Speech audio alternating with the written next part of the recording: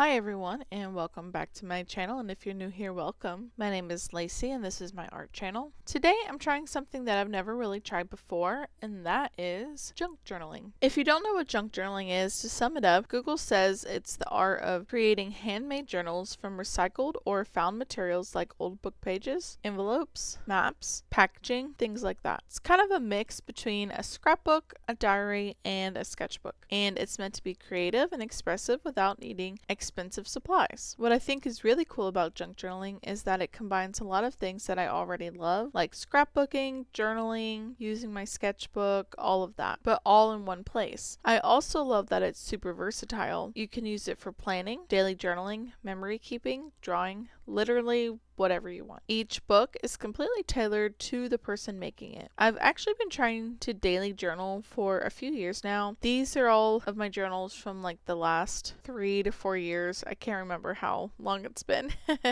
I'll put it on the screen if I look it up. And I say trying because there was like this period of time last year where I was moving and I really got out of the habit, and I still do want a daily journal, but ever since that break, it's been really hard to get back into like a consistent rhythm. So I'm kind of hoping that junk journaling helps me fall back in love with daily journaling again. Recently, I saw on social media that people were creating junk journal meetups in their cities. I actually want to create one for my city, but for now, I thought it'd be fun to try out an already like existing meetups. So I found one in the city next to mine, and I've only gone to one of their meetups so far, but it went well and I'm really excited to keep going, and it's inspired me to get into the world of junk journaling. Anyway, I started to look up different ways to actually begin junk journaling, and I found this creator called Thrifty Day. I'll link their channel down below so you can check them out. They have a method for making a no-sew junk journal, and I decided to try it. So now I'm here to share the process with you so you can see if maybe it's something that you would like to try as well. Or maybe you just want to see how it goes. That's fine too.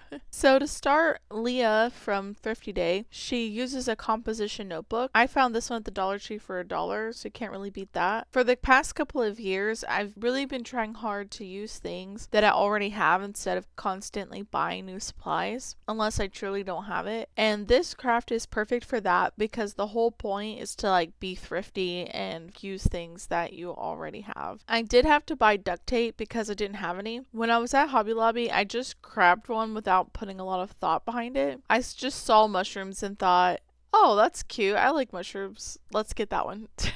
Little did I know that that choice was going to set the entire tone for my journal, because once I picked mushrooms, I felt like everything else had to match. So it kind of became kind of like a loose theme for me. Mushrooms, like cottagecore vibes. But it worked out because I love all of that anyway. I'm also the type of person who gets way too excited about new crafts, and I just want to do every theme at once. I already have so many ideas for other junk journals, like a coffee theme, a fandom, maybe like Animal Crossing or Pokemon, maybe a rainbow theme. I think a Bridgerton theme could be really cool. But I guess those can all be future junk journals because I decided on this one. So after I got the composition book, I went ahead and picked out some scrapbook paper to match my theme. I already have a lot of scrapbook paper, so I knew I was just going to use some that I already had. I think most of the ones I chose all came from like the same pad of paper, which was all autumn themed. I got it at Michael's a few years ago. I measured the notebook and I cut the paper down to size. I don't remember what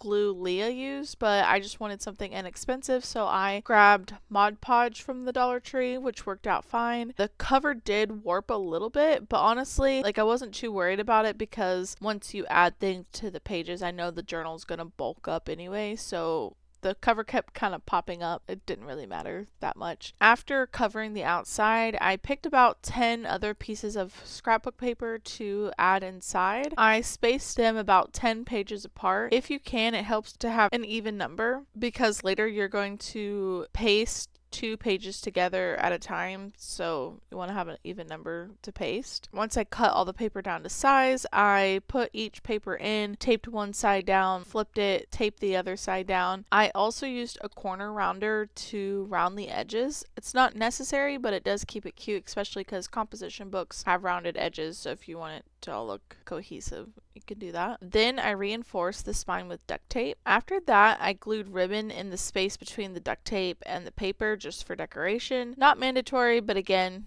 it was just cute. Honestly, I probably should have just used a hot glue gun, but I had a glitter glue stick in my hot glue gun, so I decided to just use nail glue. Did it work? Yes. Do I recommend it? No. Absolutely not. And next, you glue every 2 pages together, like I said. This makes the pages thicker and sturdier so that when you start gluing in stuff, the pages can actually handle the weight and they won't buckle. Then I added washi tape along the edges to reinforce them, and also because it was adorable. I definitely made this harder on myself than I needed to. Leah just folds a piece of washi tape over the edge, but I wanted to see the design on some of them, so I put the tape on each edge, and then I put a piece of clear tape folded over to hold them together. It worked, but it was a lot of extra work that I did. And then I also rounded those edges too, so it would all stay consistent. I think Leah doesn't round the edges, she just keeps everything squared off, so I think that works for her. I just liked the way that the curved edges looked. At the end, I glued a ribbon to the inside of each cover so I could tie the journal closed. I also added a little flower just to help seal it all together. I did use the glitter glue in my hot glue gun. Again, you don't have to do that. It's just something that I did. In the future, I think I would like to try using an elastic instead, so it wraps around and keeps everything secure once the journal gets chunky, but we'll see how this one works, and maybe I'll try something new the next time. I do think it's just personal preference. I had so much fun making this, and it was honestly such a cozy craft. If you want to see me make more junk journals in different themes, let me know. And if you want to see me actually decorate the pages and design spreads inside this one, tell me that too, because I feel like this could be a really fun series on my channel. I hope all of you are having a wonderful week so far. Thank you for being a part of my art journey and letting me be a part of yours as always. I look forward to seeing all of you in the next video. Goodbye now.